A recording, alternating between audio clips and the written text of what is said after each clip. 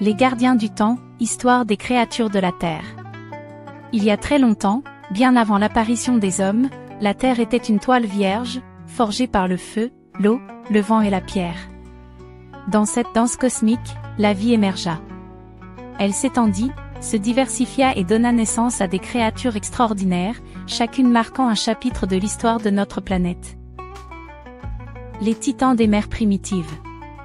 Tout commença dans les océans primordiaux. Ces vastes étendues étaient le berceau des premières formes de vie. Les stromatolites, modestes tapis de bactéries, furent les architectes silencieux de la Terre, produisant de l'oxygène et préparant le terrain pour de plus grandes merveilles. Puis, un jour, des créatures plus complexes apparurent. Dans ces eaux, régnaient les anomalocaries, des prédateurs au corps plat et souple, armés de pinces redoutables. À leur côté, les trilobites, semblables à des scarabées marins, rôdaient sur le fond de l'océan. Ces créatures régnaient sur les mers pendant des millions d'années. Mais le temps ne s'arrête jamais. L'âge des monstres blindés. Lorsque la vie quitta timidement les océans, les premières forêts de fougères géantes recouvrirent les continents. Dans cet âge carbonifère, des créatures massives évoluèrent. Les arthropleuras, centipèdes géants de plus de 2 mètres, parcouraient les sous-bois, se frayant un chemin parmi les troncs mous des premières plantes terrestres. Mais c'étaient les méga-insectes qui dominaient le ciel. Des libellules de la taille d'un faucon planaient, leurs ailes vibrant dans l'air dense et riche en oxygène.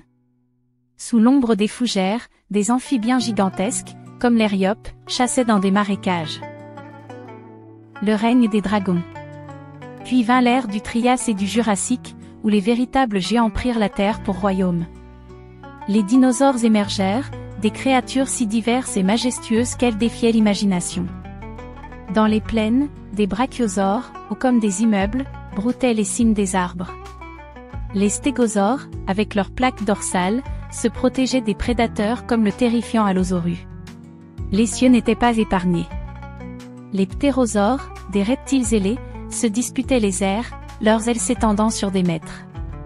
Sur Terre, les premiers oiseaux, descendants des dinosaures, commençaient à battre maladroitement des ailes. Mais, même pour les rois, le temps finit toujours par s'écouler. Les survivants du feu. Une catastrophe colossale mit fin au règne des dinosaures. Une météorite frappa la Terre, plongeant le monde dans une nuit glaciale. Mais, dans l'obscurité, les petits survivants s'accrochèrent à la vie. Parmi eux, les premiers mammifères, des créatures minuscules et poilues, commencèrent à prospérer. Au fil des millénaires, ces mammifères prirent de l'ampleur.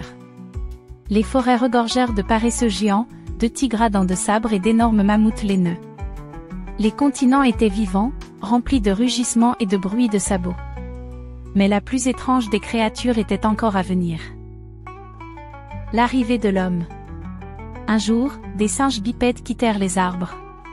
Ces créatures, que nous appelons aujourd'hui les humains, étaient petites et vulnérables, mais elles avaient quelque chose d'unique, leur esprit.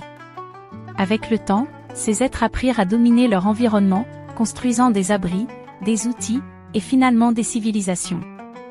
Les mammouths et les tigres disparurent, mais l'homme, curieux et créatif, transforma la Terre comme aucune autre créature avant lui. Les forêts furent coupées, des villes s'élevèrent, et les océans furent traversés par des navires. L'homme devint le gardien du monde, mais aussi sa plus grande menace. Un avenir à écrire. Aujourd'hui, nous sommes entourés des descendants de ces créatures anciennes. Les oiseaux, cousins des dinosaures, volent dans nos cieux. Les insectes, immortels dans leur essence, continuent à prospérer. Mais l'histoire n'est pas terminée. L'avenir de la Terre dépendra des choix que feront les hommes. Serons-nous capables de préserver la diversité et la beauté de ce monde, ou serons-nous les derniers chapitres d'un livre ancien? Ainsi s'achève l'histoire des créatures de la Terre, une histoire longue de plusieurs milliards d'années, mais qui, dans le grand livre de l'univers, ne fait que commencer.